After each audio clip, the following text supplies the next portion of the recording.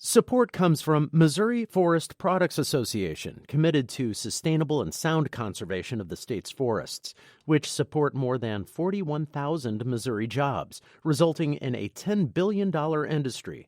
ChooseWood.com. Welcome to St. Louis on the Air. I'm Don Marsh. The first African-American ordained as a Catholic priest was a Missourian. Father Augustus Tolton was born the son of slaves in the Hannibal area in the middle of the 19th century. He was ordained in Rome and served his ministry primarily in Quincy and Chicago. The canonization process for him began in 2011 and still has a few steps to go. Joining me by phone to take a closer look at the process and the priest is Bishop Joseph Perry, the auxiliary bishop for the Archdiocese of Chicago. So nice to have you back with us again, sir. Thank you, Don. Thank you. I'd like to clarify one thing from the get-go, if I might. Since we've been promoting your appearance today and speaking of Father Tolton as the first African-American priest, we've been contacted by people saying that that's not so. Can you clarify that for us? There were three brothers, James, Patrick, and Sherwood Healy, Healy, who originally were from Georgia. Their father was an Irishman by the name of Michael Healy, a businessman, and their mother was a slave woman. And they were the actual first ordained African Americans, but the family never really identified with the post-slavery or the African-American community. In fact, the most famous biographies of them and written records seem to indicate that they did everything in their power to be considered anything but African-American. So that's why Tolton, somehow the baton passes to him in this regard. Well, the others were of mixed race, obviously, so that is somewhat different, needless to say. Yes. Yes, and their complexion made it possible for them to navigate within majority society, which is something he couldn't do. We'll get that to the moment, but first let's talk a little bit about where we are in the process of canonization for Father Tolton. Well, after the process started, and we received a signal from Rome to proceed with research into his life, that research took 4 years, from 2010 to 2014. We amassed a dossier of about several thousand pages of documents and correspondence and records and so forth, and that was signed, sealed, and delivered by the late Cardinal Francis George. And then we dispatched that over to Rome in September of 2014. And since then, Rome has delved into that with a number of experts to decipher all of that information and come up with a presenting paper that they call the Positio. You might call that a position paper, but it's really more than a paper. It's really something of a doctoral dissertation that's heavily referenced on a person's life. And given the circumstances within which they lived and the virtues that they expounded upon in spite of or because of the circumstances within which they lived. Well, that was reviewed by a panel of 6 historical consultants over there in Rome, and they signed off unanimously for that it was very acceptable. That took place on March 8th of this year. And that bodes well with the remaining couple steps in the process before it goes to the Pope's desk. It was very, very gratifying. We had actually expected them to ask for a little more information on this or that detail, but no, they didn't ask for any further information. It was overwhelmingly acceptable, so really leaves us with a great deal of satisfaction. What specifically are the next steps? Well, now that the historical consultants have signed off on it, the theologians will have to sign off on his virtues, which they will do next February. We're told that will appear before them February of 2019. And then it goes to the cardinals who are assigned to that department, the Congregation for Causes of Saints. And once their signature is attached to it, then it's delivered to the Pope. At some point during the process, isn't there some evaluation of miracles? Yes. They've just begun that. We sent 2 over in hopes that at least one of them might be approved to advance him towards beatification. That's the most neuralgic point of the whole process, the one that over which we spend sleepless nights. They're well-documented cases from physicians and their medical records and the individual themselves and everyone who knew of them. So it's really quite thorough. What again, I'll ask to be specific, what is specifically being cited in these categories? Well, there's a panel.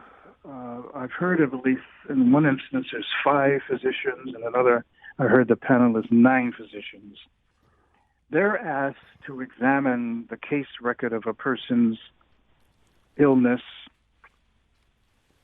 and this sudden recovery. And they are asked to determine whether the recovery is inexplicable in terms of known medical science today. They're not asked to declare it a miracle. All they're asked to do is this sudden turnaround in health. Is it a mystery? Is it explainable by medical science, or is it just absolutely unexplainable? That's all they're asked to do. Uh-huh. Throughout this process, and I understand it's going to take a couple more years if he passes through each of these various categories and steps, if you will, ultimately the decision is going to be made by one man, and that would be the Pope. Is that not true? Correct. Mm-hmm. Uh-huh. And so all of this work, if for some reason the pontiff decides that he's not qualified, all of this work could just go for naught.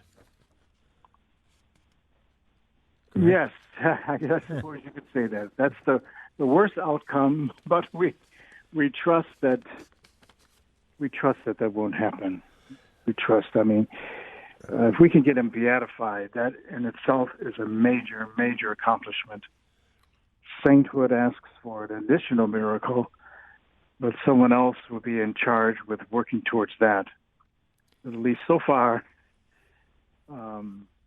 we've got to this point, and we hope that it bodes well for at least the approval of at least one miracle. Is he the there only? There are all kinds of people who report extraordinary happenings in their lives through his intercession. Some of them are interesting phenomena, but the miracle is a kind of a higher shelf. Is he the only person at this moment being considered for canonization? From the United States? Well, yeah, number one, and elsewhere if others are taking place. I understand, at least from certain things I've read, that there's some 30-some causes from the United States alone that are being currently considered in Rome for canonization. This is really quite an extraordinary story for Father Tolton. He only served in the priesthood for 9 years, as I understand it, died at a very young age. What about he was 43. Yeah, what about his ministry stood out? What made him so exceptional? Well, when you consider the Civil War and its aftermath with what they call Reconstruction, trying to put the nation back together, the Reconstruction was a very tumultuous period, very difficult. There really was no program for assimilation or adaptation of freed blacks into major society, so their treatment in society was pretty haphazard. The South was counting its losses and wanting to hold on to what they had, which was the basis of their economy, premised on slave labor, uncompensated labor. And certain blacks were recaptured and thrown back into slavery. And it was a messy, messy situation. That's the background to Tolton's life. Of course, he and his family escaped their owners right in the midst of the chaos of the Civil War. They were hunted down with bounty on their heads, So their escape had to be absolutely successful because recaptured slaves were not promised anything nice once they went back into slavery. And he attended... I'm sorry, go ahead.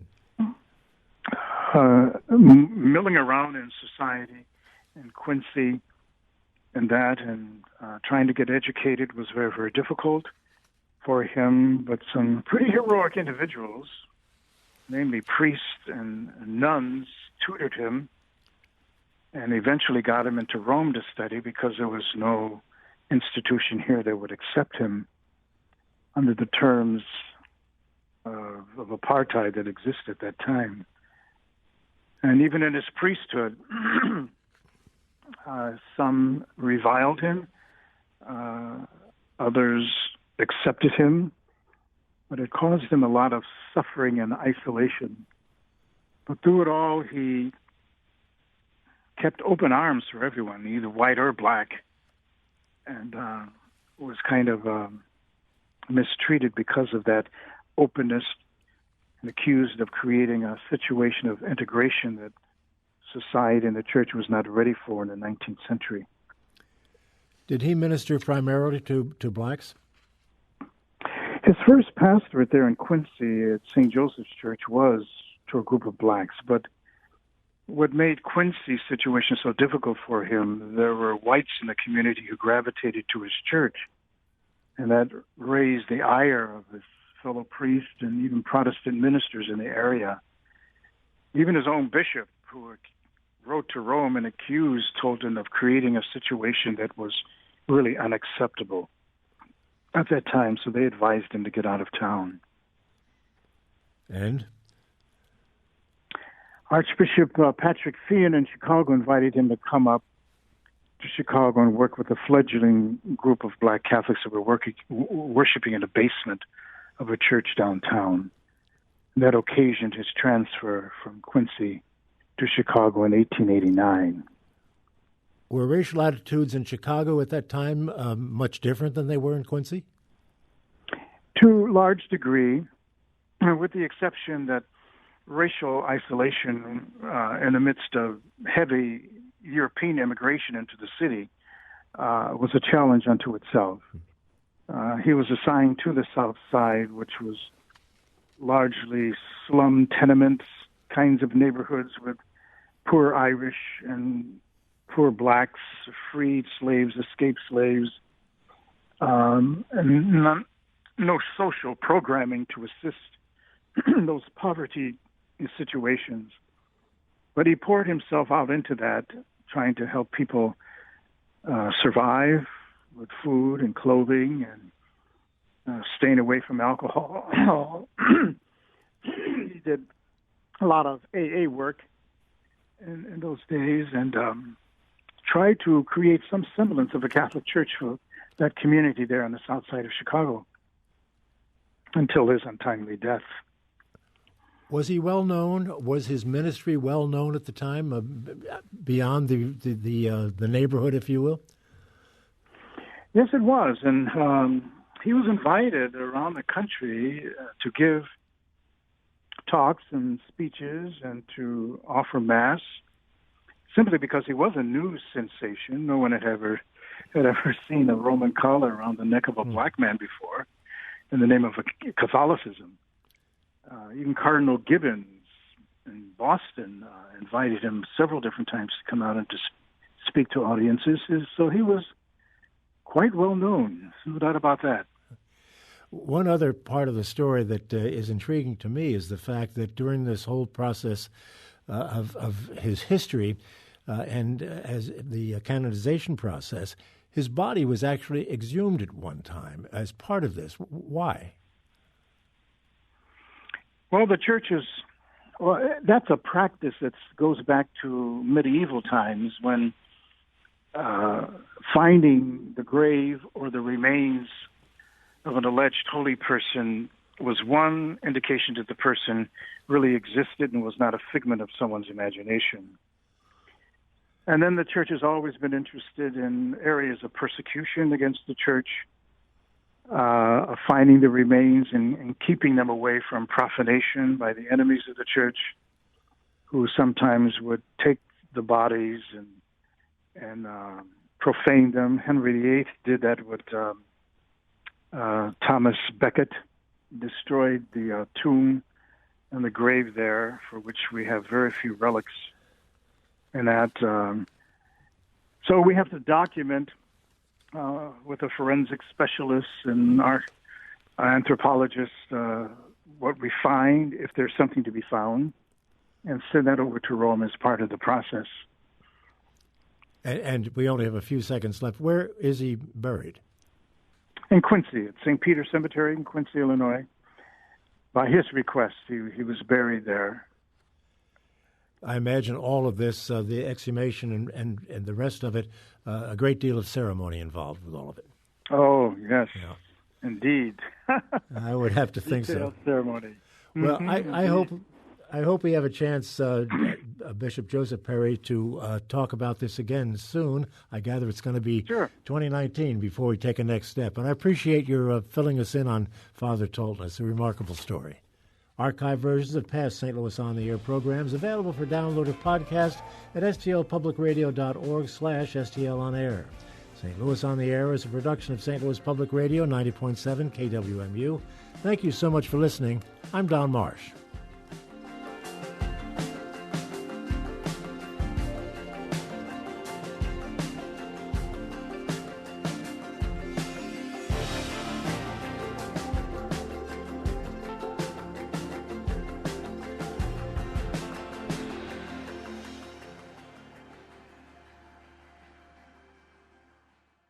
Support comes from Missouri Forest Products Association, committed to sustainable and sound conservation of the state's forests, which support more than 41,000 Missouri jobs, resulting in a $10 billion industry.